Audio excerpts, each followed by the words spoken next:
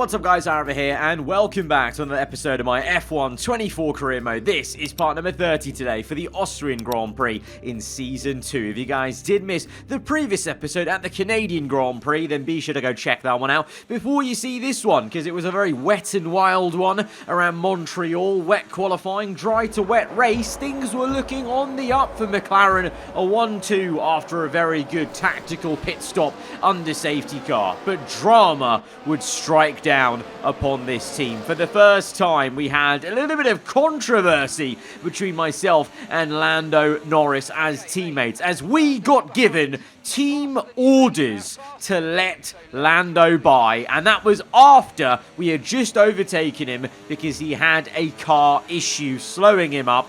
And then if that wasn't enough, obviously if you've seen the video you would know by now what happened next. Absolute cinema, as we obviously had an engine failure as soon as we started to disobey those orders. Unbelievable. Fernando Alonso leads the World Championship again since the first race of the season, where he won the season opener, and we have one less MGUH in our pool of engine components. But the DNF is one thing. That was such awful timing. Really frustrating, because that's a win we deserved. We should have got the win at Canada. Simply put, we should have got it, and we didn't because of that engine failure. But I said at the end of last episode, and I still stand by it, you know, we got 320 R&D points for the engine failure. Cool. But I'm still thinking about that team order. That does not sit right with me. That is not on. I thought, and I have, you know, I've paid my loyalty to this team.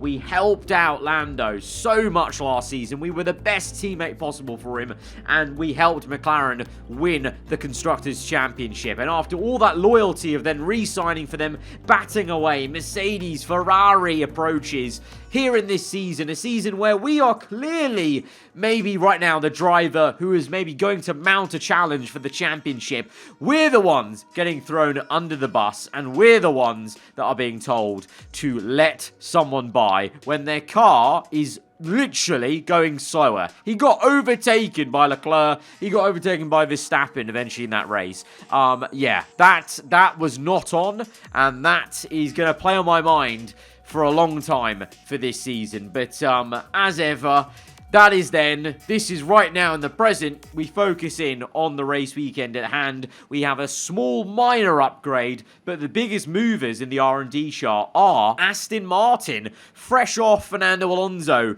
leading the championship again. Aston Martin, they really know how to time their upgrades, because last episode, they upgraded after Alonso's win. Now they've had an even bigger upgrade, because they're now technically second on paper, ahead of Red Bull, Merc, Ferrari. So Aston Martin are really throwing the kitchen sink to maybe try and give Alonso a championship winning car a lot earlier than you might have thought, you know, in 2026, you know, when the new regulations come in. No, here in 2025, Season 2, Alonso is ready to fight, it would seem.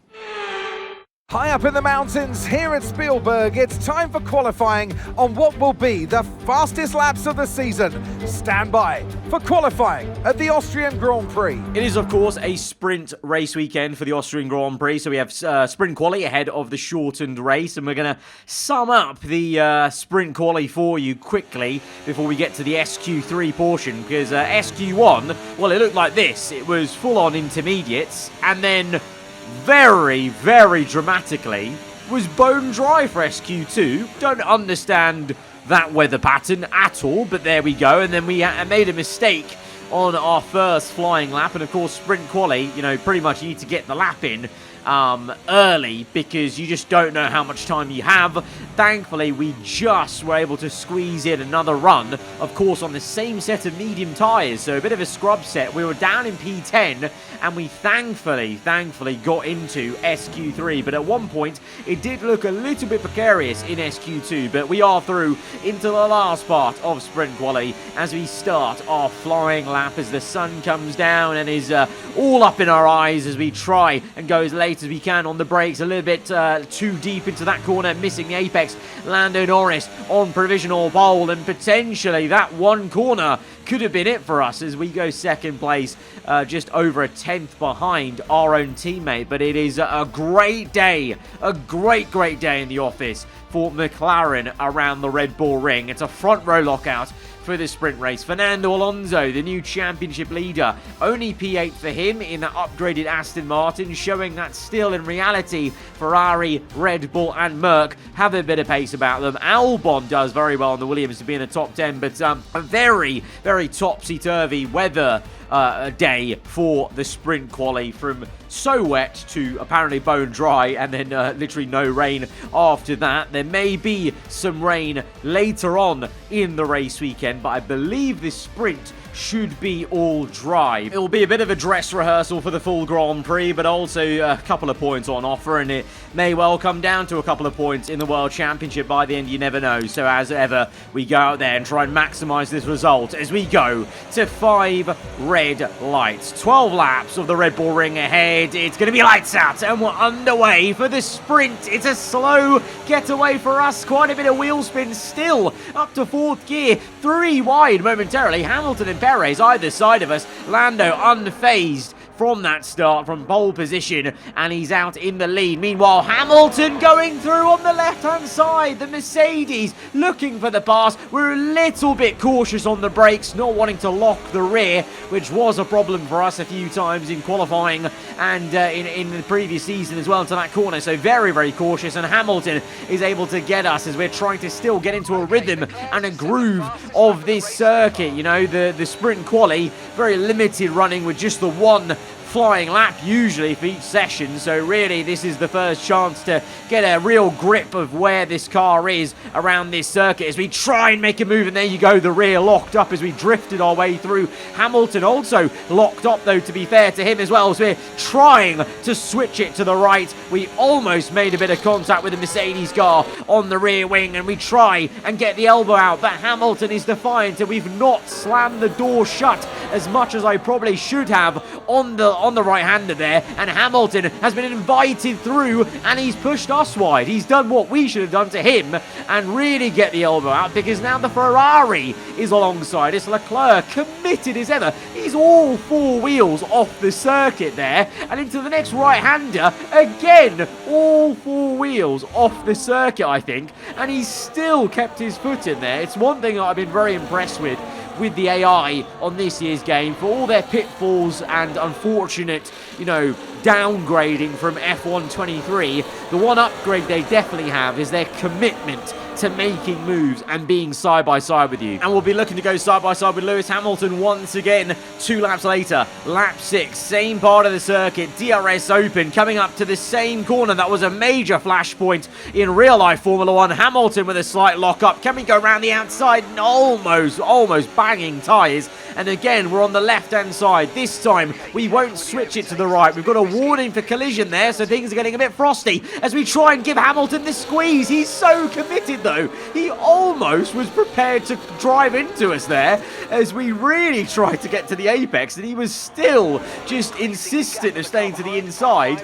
And to be fair, Hamilton's really up for it today as he re-overtakes us. Not too much point defending into turn 1 because we know we can get DRS back on him up the hill, but the problem is we've also got the Ferraris in tandem as we go for the move on Hamilton. Leclerc goes for the move on us. This is mad. Leclerc and Hamilton either side of us, like in Imola. They've worked together to overtake me. They're not even teammates in this alternate 2025 F1 universe of ours, and Sainz now getting involved. It's 3 wide again between a different Ferrari and Hamilton, and close stuff there as Hamilton's rear end swipes across our front, and we have to be very cautious of where we stick our nose in. But Leclerc got away from us now. We're now down to P5 all of a sudden from P2. Hamilton very defensive. We go to the outside. It's a bit of a drift, but it actually helps us rotate the car through into P4, and now looking to get our head down and chasing after the now 2 Ferraris who are looking decent. I didn't think they were going to be that great in this sprint, but they've really come alive now in the last couple of laps when the tyre wear ironically is kicking in probably a bit more on these mediums with the new tyre wear for season 2. The Ferraris actually look quicker in this phase of the sprint. Oh, look at that, though. Leclerc on the inside. Really great action between the two Ferraris as they really give it to each other to try and get second and third, respectively. Meanwhile, by the way, Lando absolutely checked out of this sprint race. Never seen him again since the opening lap. Quite frustrating, to be honest, from my perspective, obviously, off the back of that team order drama and controversy. You know, he's absolutely thumped us in this sprint, but I've been very busy fighting these cars. If I got a better start, if I was more aggressive on lap 1, maybe we could have pulled away as well, but big ifs and buts. The reality is we're here still trying to fight for just a top 3 in the sprint as we close up now to Sainz, who's just been squeezed down by Leclerc. These two going hammer and tong to try and get the better of each other. We're getting in the middle of it. Can we go on the inside of Leclerc? I think we're going to have to back out of that. But oh, Sainz makes contact with his teammate and he's broken his front wing. It's the worst possible thing that could have happened for Ferrari in this sprint. Sainz with damage. He's still quick enough to give us a bit of a fight here as we have to really go aggressive to try and get the move done. To get up into P3, and I was hoping to have a go at Leclerc then, but we just didn't have the pace anymore. Our tyre wear was a bit too high now, fighting those cars all race long, basically. So it's third place in the end. It's a bit disappointing. Look at that tyre wear. That's something to think about for the full Grand Prix. That level of tyre wear on the mediums.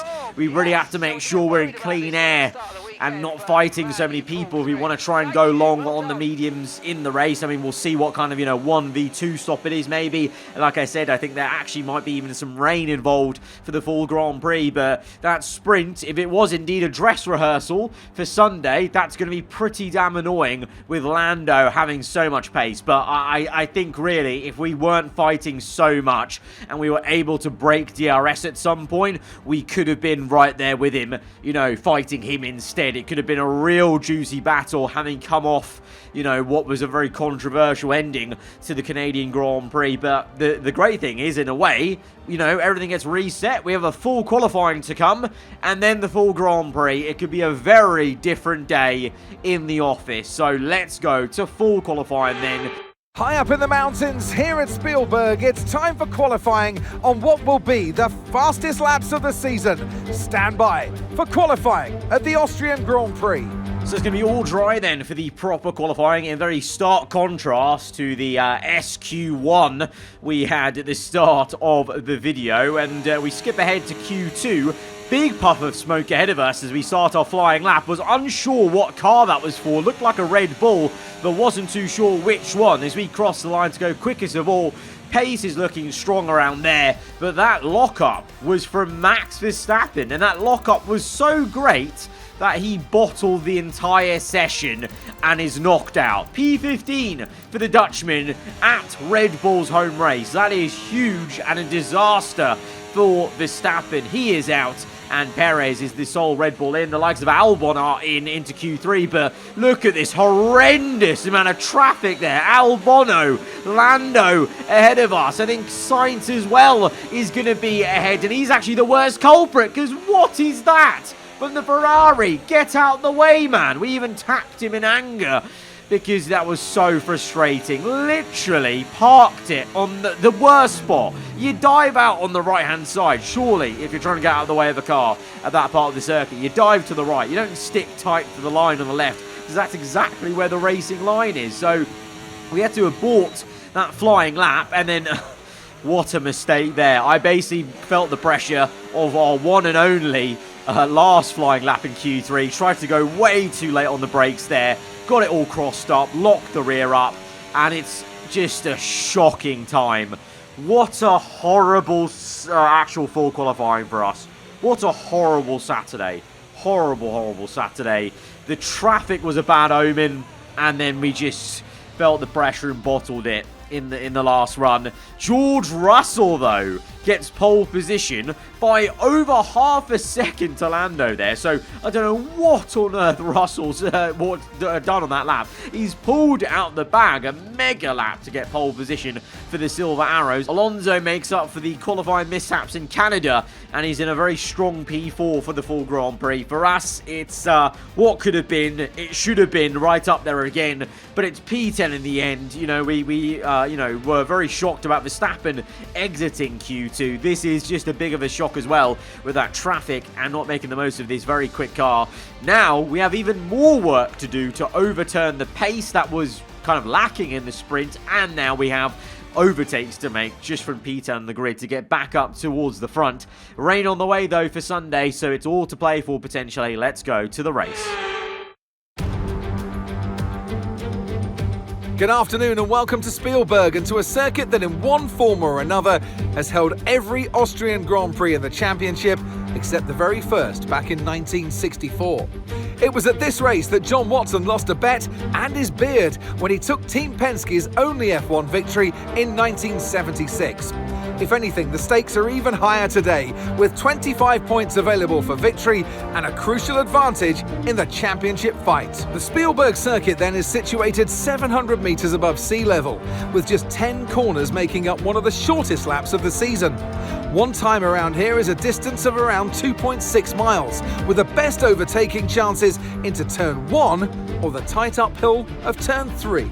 Off the back of a fantastic qualifying session, it's time to see how our starting grid looks like for today's race. What a qualifying yesterday for George Russell. He'll start today's race from pole position, edging out Lando Norris, who'll start from P2. As we continue through the rest of the grid today, we have Leclerc, Fernando Alonso, Sainz, Perez, Hamilton, Gasly, Albon, and McLaren, Stroll, Ocon, Bottas, Verstappen, Hülkenberg, Oscar Piastri, Joe, Ricciardo, Sargent, and Yuki Tsunoda. And with lights out just moments away, it's time to go down to the track. And alongside me today, a man small in stature but big on comment, Anthony Davidson. Hello. Now, sadly, things didn't work out for them last time. It was a bad race. Question is, though, can they recover today? Yes, they can, Crofty. You've got to put it behind you. Whatever happened last time, I was always told as a driver, park it, forget about it. Obviously, feel the pain when it happens, but then you can't dwell on it and carry that through to the next race. So put it behind you and just crack on with this race coming your way now. So we know we have a bit of work to do from P10, but I'm actually feeling confident that we can have a bit of a different story in this Grand Prix compared to the sprint. I think, you know, in the sprint, yeah, one man got away, the rest were fighting. Here, already, there's a chance that no one will break away because Russell's on pole. If he gets a good start, on paper, a slower Mercedes than the McLaren, he will hold up Lando, he will hold up others, and we can still be in the fight, even when we have to make a couple of overtakes here. And there is forecast for some rain. At the moment, it looks like it's scheduled to be after the first round of pit stop, so I have set my pit window for 1 or 2 laps earlier onto the hard tyres, knowing the tyre wear we face in the sprint, so maybe looking for an undercut later in this race onto the hards. But we go to 5 red lights then for the full Grand Prix here in Austria. Lights out, and we're underway. It's another really mediocre start on this side of the grid at the Red Bull Ring. Lance Stroll's overtaken us. We're taking it very, very easy though into turn 1, and I know we said we should have been more aggressive in the sprint, but this is the full Grand Prix. It is a bit of a different vibe. We want to make sure we've still got a car intact, and to be honest, that's how confident I am that we're going to have a bit more pace in this full race. But look at the chaos ahead. It was 3 abreast between Albon, Gasly, and Hamilton, so you just don't want to be stuck in the middle of that, you know, versus the AI. They will chop off your front wing in those situations, as Alonso is fighting for P2, I think that was, as we overtake his teammate Lance Stroll. Yep, it's Fernando Alonso, the championship leader, going into this race weekend. He's into second. Russell has got a great start off pole position. Lando's had a shocker off the front row. In stark contrast to the sprint, he's not running away with this. In fact, he's lost multiple positions now, and we can actually just faintly see him up the road as we're almost pushing Gasly through the final corner. He had a little bit of a squabble with Alexander Albon, but now we are very much in line to overtake him. We kind of send him a little bit to the inside just to compromise his racing line, get to the outside, although we've compromised our own exit with not getting the best traction there. And even with DRS and ERS deployed, the Alpine gives us a real good fight. I was quite surprised at the straight line speed of the Alpine. So the Renault engine, not too bad it would seem in the Alpine these days in Season 2, you know. And to be fair, Alpine have been performing a little bit better as of late, as have also Williams, as we close up on Albon. Very close to his rear end, though, as things get very awkward, because there's fighting all the way up to, I think, P2, where for Alonso is, because look at the minimap there. I think Russell's pulled away, and it's Alonso at the head, but we keep getting this very weird situation where we're catching the car too rapidly in the brake zone. We had to take avoiding action on Albon and then avoiding action on Hamilton, because the concertina effect is just so powerful, it would seem, that we're actually catching them too quickly in the brake zone, and we're on the racing line still. This is what we have to actually do in reality, is catch them napping a bit as we just send it on Hamilton and we make an easy overtake up into P7. So we're slowly heating up in this race and we're making the positions up, and look at this big old train. It's separated out a little bit, but there is a train still here as Perez locks up and makes a bit of an error, opens up the door. We can't quite make the overtake because we were avoiding contact with him. Again, that happened before in Australia, if you remember. We go to the inside. It's a really audacious dive, and it's not going to work. Perez switchbacks us and goes from left to right. We're now going wheel to wheel. We're trying to get to the inside, squeeze him out for good measure as we get to the racing line on the right. And, well, now my engineer, there's positivity, and then there's just delusion. Achieving third place in 4 laps. Now, we're 1.5 seconds behind Sainz, and I'm looking backwards rather than forwards, because almost immediately as he sets that objective, Perez is on the back of us, and the 4 of them ahead of us, Lando, Alonso, the 2 Ferraris, they're pulling away, and we're still fighting Perez, and we don't put up too much of a defense there, because there is no point. Very much like, other circuits where you have the double DRS zones, just let someone by, because you're going to be able to re-overtake them on the next straights. Otherwise, you risk overusing ERS as we go to the outside of Checo. He's defensive on the inside. It's going to be a real nice sequence of corners coming up as we're really close together. You can fit a piece of paper there on the right-hand side as we make the move, and Hamilton actually follows us through to get up into P7, and he's actually then going to go and make a move into turn 1. And again, like in the sprint, not bothering to defend that too much, knowing that we can get him back, but more so actually is knowing that Hamilton is in a Mercedes, and a Mercedes right now is dominating this Grand Prix and leading. Russell is absolutely dominating this. By the way, also, but did you just notice that? I defended Perez, and he was still committed to cutting the curb and maybe hitting me on the inside there. That's how much of a menace he was going to be into that corner if I wasn't careful. But yeah, so Hamilton's driving a car that is the quickest car in this race right now. So I thought, let's sit behind him and just get DRS off him, and maybe he can help us stick with and catch the pack ahead of the 2 Ferraris, Alonso and Norris, because well and truly, it didn't feel like I had the pace in this phase of the race to catch them, and maybe a good reason why, as we fail the objective for achieving third place, thanks Mark, is look at the tyres. So we haven't had this issue for, quite a few episodes now, but the tyres are overheating. The internal carcass temperature is getting far too hot, and when that happens, basically all your performance goes. There's nothing you can do about it. Your performance goes. All you could do is try and cool down your tyres, but that's extremely difficult, because the reason why they're overheating in the first place is you trying to go quick, and the nature of the circuit, and with maxed out cars, how much force that puts with the physics engine on the tyre model.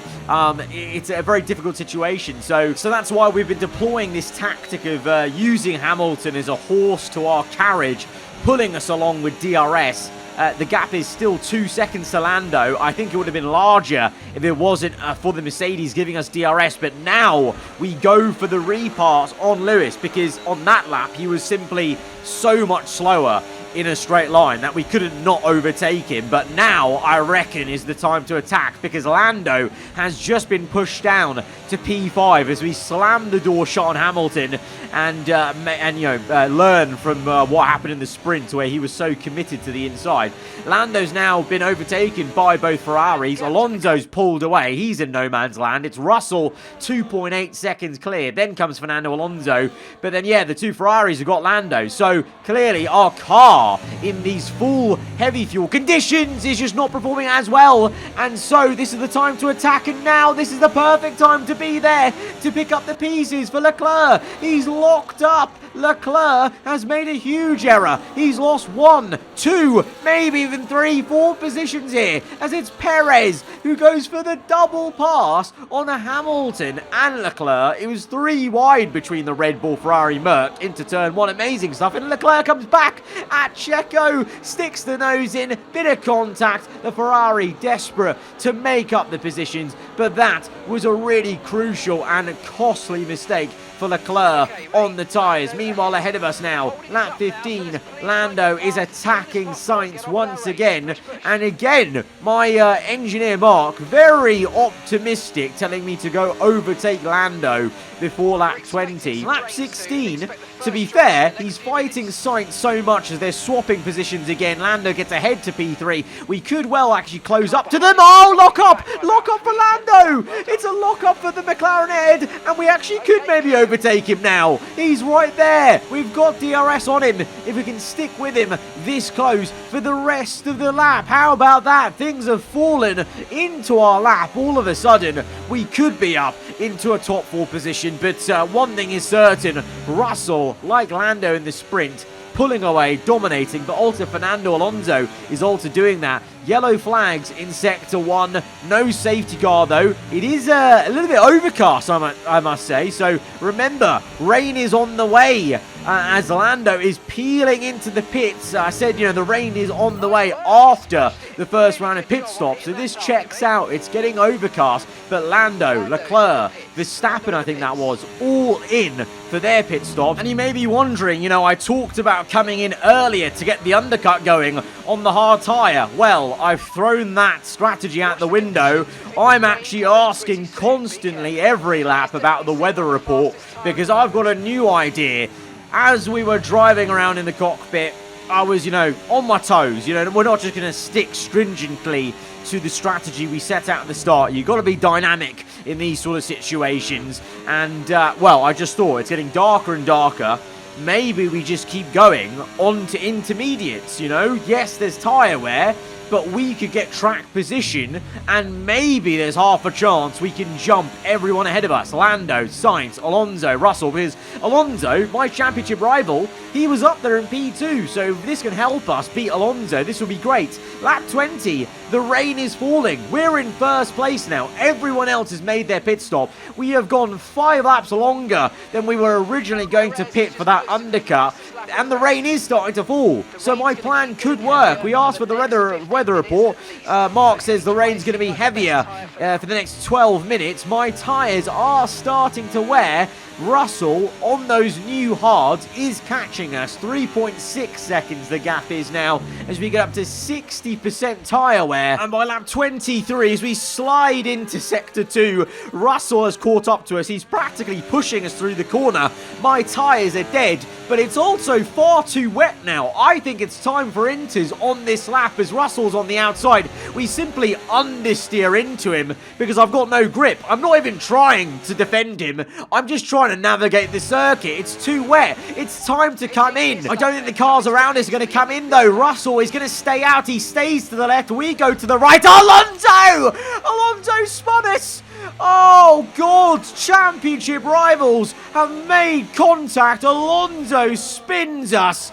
As we enter the pits, he stayed out. Sainz stayed. Everyone stays out apart from me. I'm the only one pulling the trigger.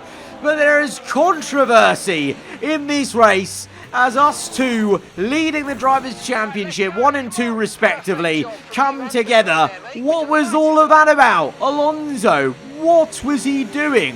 Why? Why did he dive it on the inside there? I'll never know. If you're staying out, why aren't you on the left? Here's a replay of the build-up. So I literally just understeered into Russell. I wasn't trying to defend him that much, like I said, as he gets through. And then Alonso here, I know he's trying to overtake me a bit, but at this point, you can suss out that I'm coming into the pits, and he just continues and just spins us. And, well, good for him. He's got no damage, because the damage model in this game, even with simulation damage, is an absolute joke. And there's basically no damage on simulation damage. But this is the slow-mo. So, obviously, at this point, it's so obvious that you need to brake and get to the left-hand side, in my opinion. But he continues and then turns left into a right-hander to make sure he makes contact with me. It looks that way, but this is my onboard. Now, that white line right there on the left-hand side, that is the pit lane line. If you cross it, if you're coming to the pits, you get a penalty. We saw that in real life recently with Lewis Hamilton. So at this point, Alonso is to the inside of this same line. Now, he should know I'm coming in. I've already indicated that by getting to the inside of this line. He's trying to make this overtake, but if he's trying to continue on, he should really be going left of the line, because you know guaranteed, unless that person wants a penalty, they're not going to cross the line. But instead, he's chosen to stick to the inside, and he's half spun me. Whether he knew, oh, he's pitting now, he's going to get a massive undercut, I need to do something, I don't know. That's me reading into it a lot.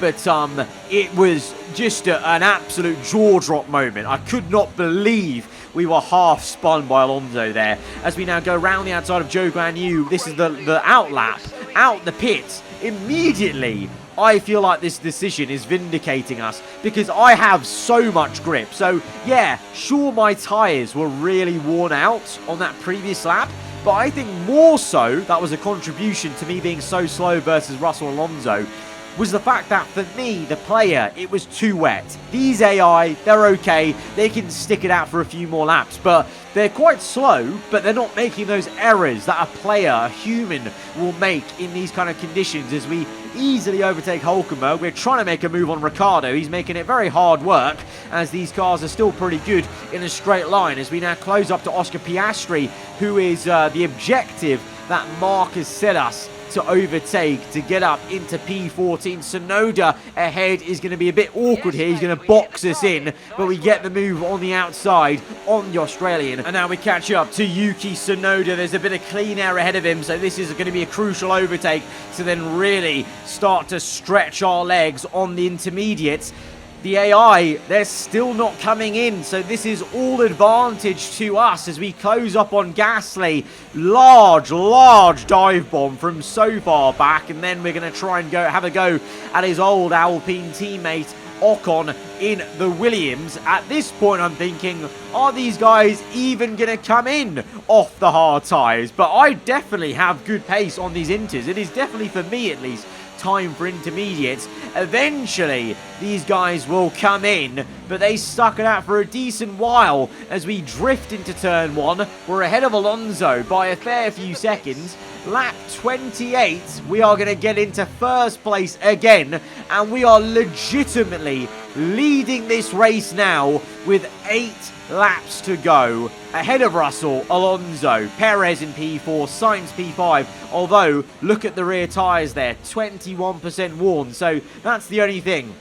It's advantage us, we're 3 seconds ahead of Russell, but we have 20% more tyre wear on the rears, and that's quite a fair bit of tyre wear, really, especially on F1 24. Lap 30, Russell already now under a second to us, so in a matter of a couple of laps, he's brought down the 3-second gap. It's all the same, though, in the top 5. Hamilton P6, he locks up, though, and Lando might recover to try and overtake for P6. He's in P7 at the moment, big difference to the sprint performance for him. Leclerc's P8 after that mistake. He's still trying to recover from that. Verstappen, remember, he got knocked out in Q2. He's recovering in this race to P9 at least. But for us, it's about trying to stay calm and cool and collected as Russell tries to hustle and harry us in that silver arrow. We have just got to try and defend him for 6 laps, but that's easier said than done. The tyres, they do feel a little bit skittish, and you can just tell Russell has that extra bit of acceleration off the slower corners, but we're driving clever. We're using our ERS wisely. We're pinching Russell to the inside. Maybe we could have been more harsh with him there because he actually overtakes us fully. But now, like I said, we've saved battery in a really good way to now use enough to go for the overtake. Alonso, though, comes in. Notice there's 2 proximity arrows. Alonso's there. He made it 3 wide into that corner. We were down to 3rd place momentarily, but we've got enough battery now. Like I said, even though it looked a bit dire for a second there, just trust in the process of having enough battery. This time we don't make the mistake like we did with Hamilton, and when we completely shut the door on that right-hander to get back up into 1st place. And it's a case of just managing that battery, managing where we're placing the car into the slower corners, you know, the real overtake zones on this track, because as we go on through the laps, their tyres are starting to wear out a little bit, and we are getting better and better at just going lap to lap, because you just get more comfy with the situation. You get comfy with the tyre wear, you get comfy with the wet, damp conditions. So you start to get into a bit of a flow state where you don't have to really think about what you're doing, and you can just go and do it. And that's exactly what we're doing here, as it's a very mature drive here in this Grand Prix. On to the last lap of the Grand Prix. Russell again comes at us, but we just have that now experience of not panicking too much, defending the inside, moving back to the racing line, making our one racing move from right to left, and we defend Russell successfully. Alonso's there.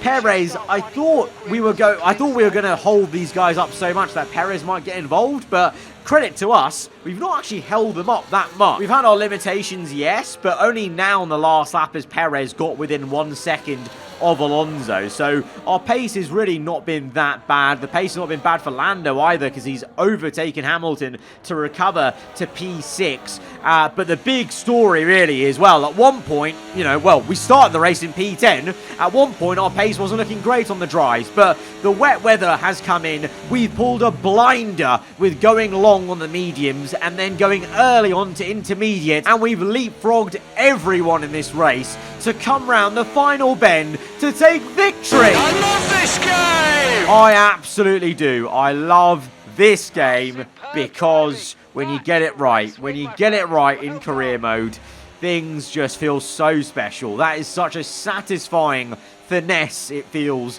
on the drivers around us, with a great strategy today to take the W. Smiling faces on the pit wall then after that superb win here in Spielberg, and rightly so. A brilliant effort from the whole team. You always look back at a race like this and think, if I'd just made that mistake there or looked up here, there would have been contact. And every one of those overtakes is a moment where you have to absolutely nail it, perfect it, and that's exactly what they were able to do today. Great stuff indeed.